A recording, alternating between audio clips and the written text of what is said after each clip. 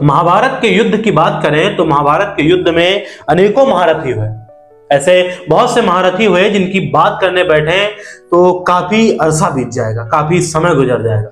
महाभारत में बहुत से योद्धा हुए जो अपने एक अनूठे बल के लिए जाने गए, लेकिन अर्जुन उनमें से सबसे अलग थे। अर्जुन की कहानी ऐसी है जो हर किसी को जानना चाहिए।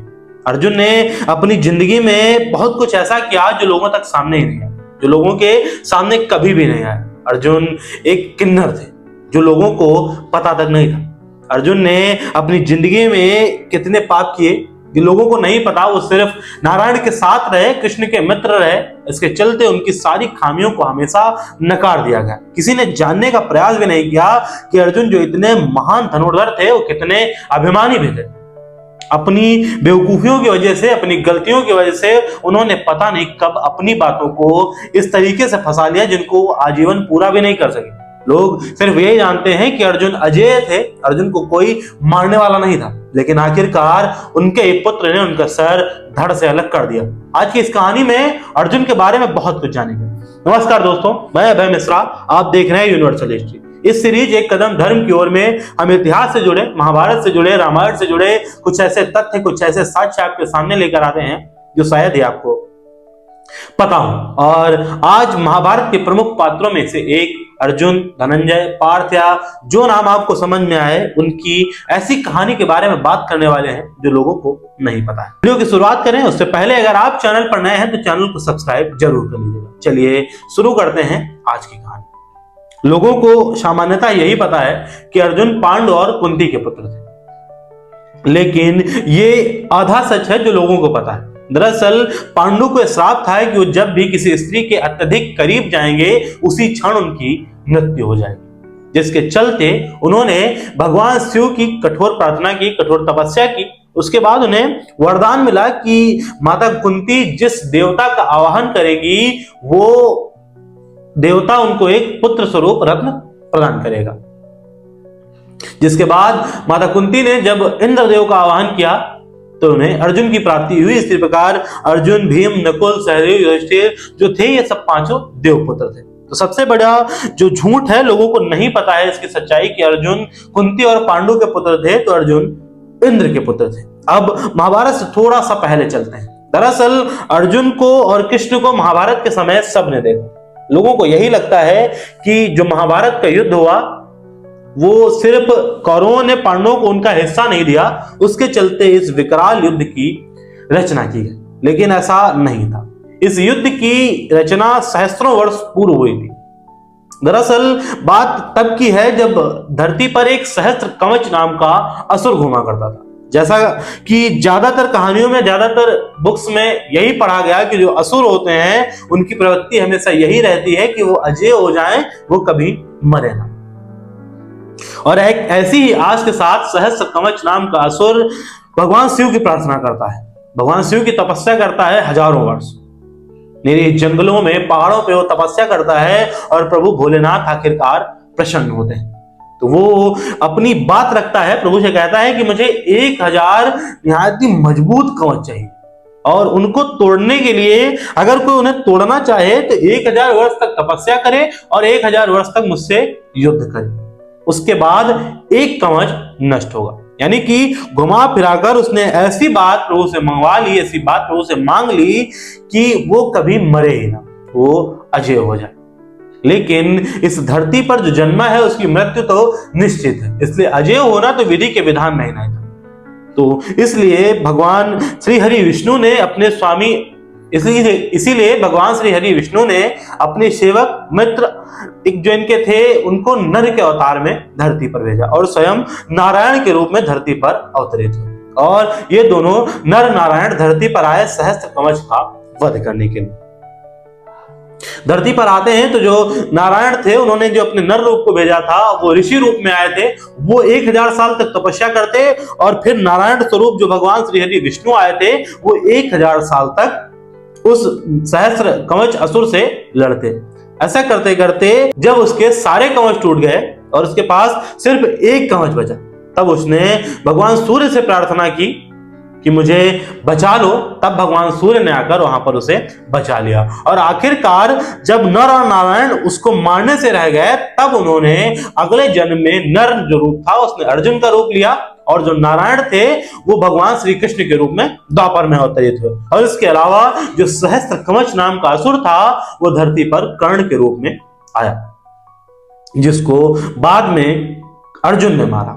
और ये कहानी लोगों को ये लगता है कि महाभारत का जो युद्ध हुआ वो युद्ध बिल्कुल स्वाभाविक युद्ध था, संपत्ति के बंटवारे के लिए हुआ, लेकिन ऐसा नहीं था। उसमें बहुत से लोगों के ऐसे पाप संलिप्त थे जो नहीं होने चाहिए थे। जैसे कि उसमें से प्रमुख था कर्ण।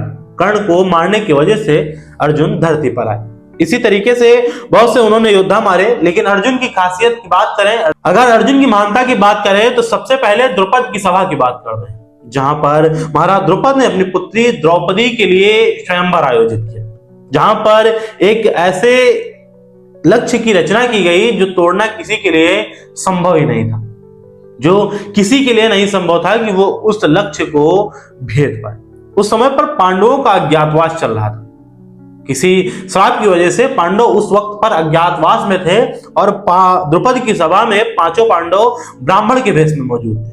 और उन ब्राह्मणों में से अर्जुन निकलकर उस लक्ष्य को भेदते हैं, और जैसे ही वो लक्ष्य को भेदते हैं सबको पता चल जाता है कि अर्जुन के अलावा कोई नहीं कर सकता।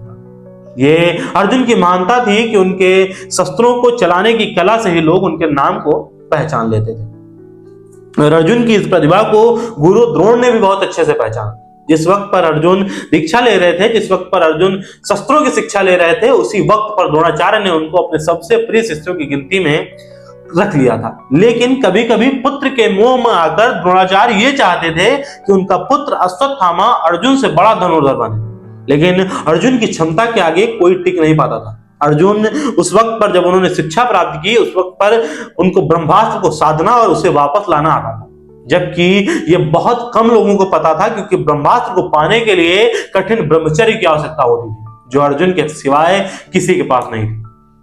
अर्जुन एक दिन खाना खा रहे थे तो उनको लगा कि आंखों से और हाथों का कोई कनेक्शन ही नहीं है, कोई जोड़ ही नहीं है, क्योंकि अगर हम आंखें बंद कर लें तब भी खाना तो हम मुंह में ही खाएंगे।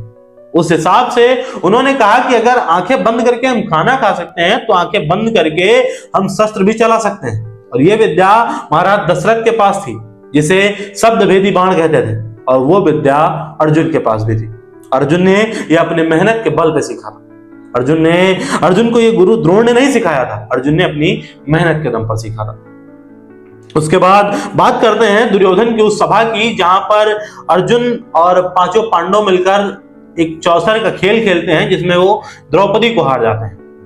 और उसके बाद काफी वहां पर झगड़े होते हैं, और उसके बाद पांडवों को 14 वर्ष का वनवास और 1 साल का अज्ञातवास दे दिया जाता है।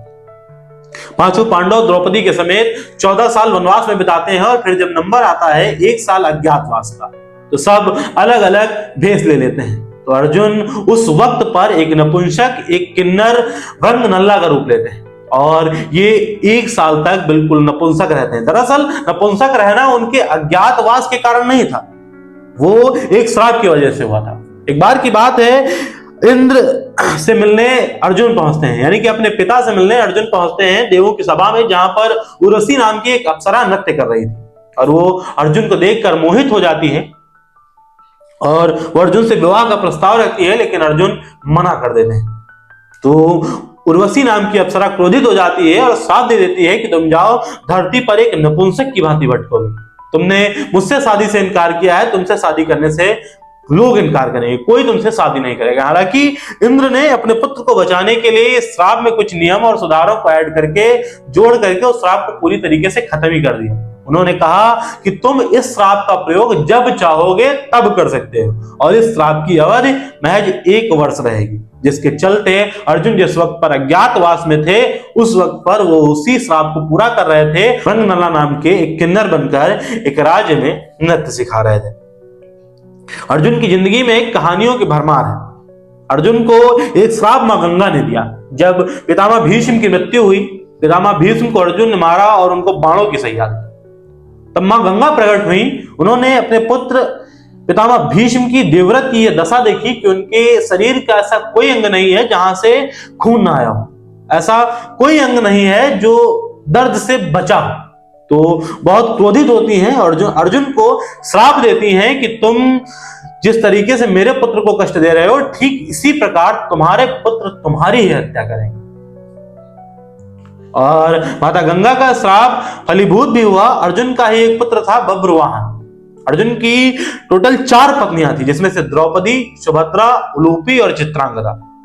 इसी में से इनके 4 पुत्र थे, जिसमें का नाम था बब्रुवाहन, और उसने देवताओं और सरस्वती के भड़काने के चक्कर में अपने ही पिता का शीश काट लिया। जब अर्जुन का शीश काटा उनके पुत्र ने, तो मां गंगा बहुत जोरों से हंसी और कही और बोली कि जब मेरा पुत्र मरा था तो सब जश्न मना रहे थे, अब उनको हस्तिनापुर का सिंहासन मिल गया है, लेकिन अब जब अपनी बारी आई है तो कोई जश्न नहीं मना रहा है, सब रो रहे हैं। ये अर्जुन की कहानी है। अर्जुन ने अपनी जिंदगी में ऐसा बहुत कुछ किया जो नहीं करना चाहिए था। एक बार की बात है, अर्जुन ने एक मूर्खों वाली शपथ उठा ली। अर्जुन ने कहा कि उनके पास जो गांडीव धनुष है, अगर इसका कोई अपमान कर देगा तो उसका सर काट देंगे।